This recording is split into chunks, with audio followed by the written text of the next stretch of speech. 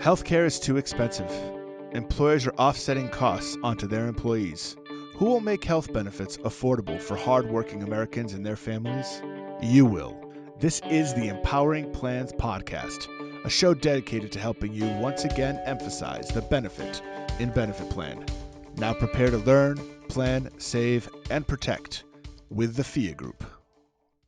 Hello, everyone, and welcome to another exciting episode of our Empowering Plans podcast. We are excited to be here with you today. Myself, Jen McCormick, and with me I have Andi Goodman, and we are going to talk about the topic of vaccination in particular for a special populations that may not necessarily have been as thoroughly tested when it comes to the vaccine for COVID and the coronavirus. So, Andi, you want to go ahead and introduce yourself? Hi, yeah, sure. I'm Andi Goodman, and I'm excited to talk to you today. Awesome. This is going to be fun. I feel it already. We are ready to kind of dig in here because there's going to be a lot of implications, too. We have a lot of employees, plans, moms, and families that have been asking about, with all of the change of the administration, what is this going to mean for them as an employer and for their plans and for their health and their medical plans? What are the potential implications? I think that this came up from an article that our team had passed around and really sort of inspired us to have a more in-depth conversation about what this could mean for us. So, do you want to maybe give a high level of the article, Andi, and your initial thoughts on that, and we can go from there? Yeah, sure. The article is called Vaccinating Children Could Be the Key to Ending the Pandemic by Dr. Margaret Ferguson in Modern Healthcare. In this article, she kind of goes over why she thinks vaccinating children is going to be really key to ending the COVID-19 pandemic. She talks a little bit about the current vaccinations that are available and if they've been approved for children, which I'm sure we'll get to, but none of them have been yet, and kind of what the next steps are. Great. So after reading that, one of my initial questions, as someone who has school-aged children and knowing that there's potentially even further time that will pass prior to them being vaccinated, was I was really questioning or trying to better understand what the actual transmission rates were, how frequently this was occurring, and whether or not this was something that we could look to any sort of reopening of schools or current experiences that people were having to see what the actual rates of transmission were. Do you have any thoughts about that, or whether they were more or less susceptible actually to COVID, or what the potential implications as far as their diagnoses were? Yeah, that's something I found really interesting reading this article, because the author kind of hints that she thinks vaccinating children is going to be kind of the key to stopping the pandemic. And that's under the assumption that kids play a significant role in transmission. And that really stuck out to me because everything that I've heard has not been that. And so I did a little more research. I didn't get too much into it, but from a few papers that I read, this general consensus seems to be that children are more likely to have asymptomatic cases, but they're also seemingly less likely to be transmitters of the disease. So that was something that in the article kind of didn't jive with everything that I've known. Not to say that I don't think vaccinating children is going to be an important step, but it did seem like she was putting a little more emphasis on it than I'd kind of expected. Yeah, which, I find kind of interesting too, is we want to make sure that, there's lots of people in the medical community, and I am not a clinician whatsoever when it comes to being able to speak to whether or not one study is better than another or one set of data is better than another. But it is definitely something that is interesting, because this is something that plans and employers are eventually going to have to cover under their medical policy. So having an understanding of what the implications could be, what the risks are, and where to sort of target what audience needs to best be targeted to help get the best control of the pandemic is really important for us to understand.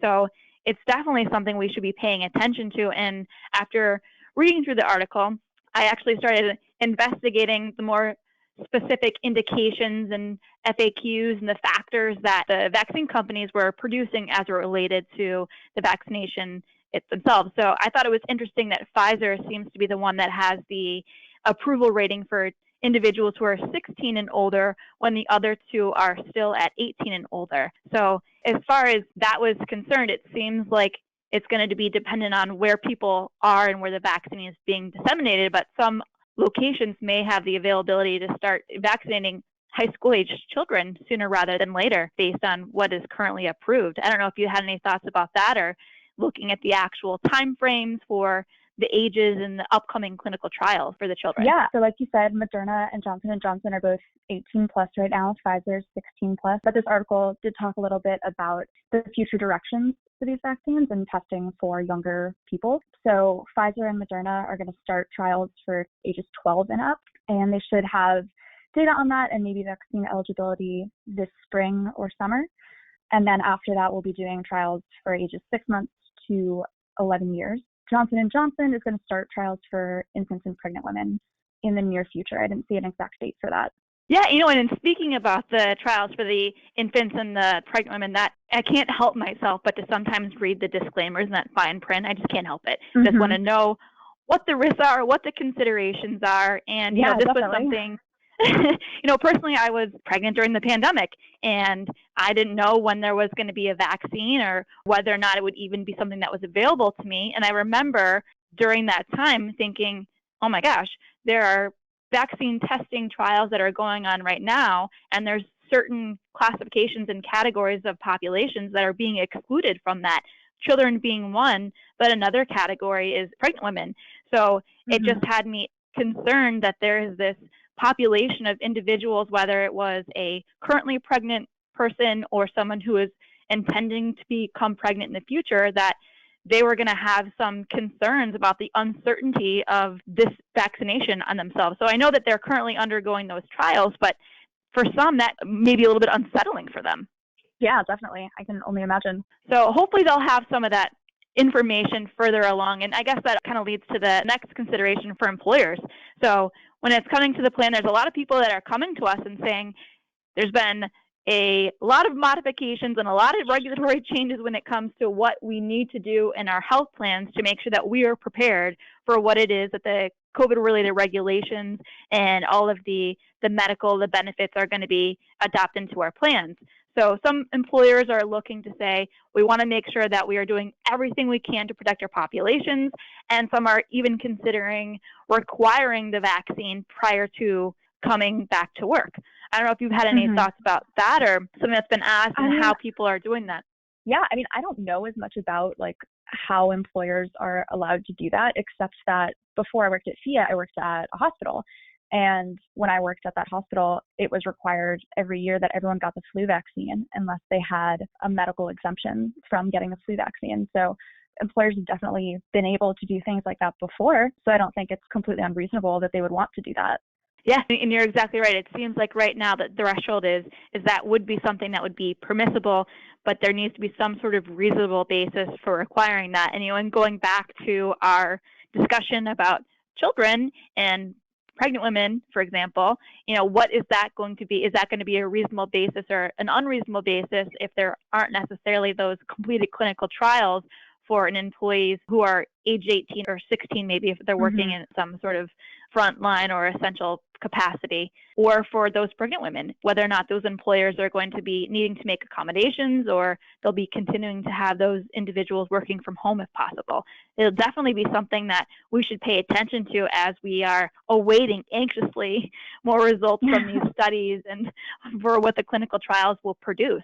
Yeah, definitely. Are there any things that immediately come to your mind when it comes to if you are in the employer's shoes or in the TPA's shoes and you know that there is some uncertainty and unknowns when it comes to the vaccines for those special populations or the populations that weren't particularly part of the clinical trials, things that they should keep in mind, that they should take away, or that they should be aware of as we are on the edge of our seats waiting? I don't know. I guess the same way that a lot of employers are with the flu vaccine, you just have to, be mindful of different accommodations, like you mentioned, for people who are pregnant or nursing or have any other reason they can't get the vaccine, like whether that's because they're in a group that hasn't been sufficiently studied, like those pregnant women or children.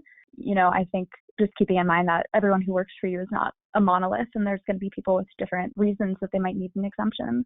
No, absolutely. Thank you. And I think that the last thing that I would consider as an employer too is making sure that my plan is kind of up to date with the rules as they're changing, and that the preventive services, since this is preventive vaccine, that they are aware of what their language provides and that they are following the regulations, since this is something that also needs to be provided without cost sharing under the preventive care service rules as outlined by ACA. And this means whether it's in network or out of network, this something needs to be provided in the plan. So checking in on that and making sure that it's okay. And before we wrap up, are there any last words or pieces of information that you think that the listeners would like to hear, Andi?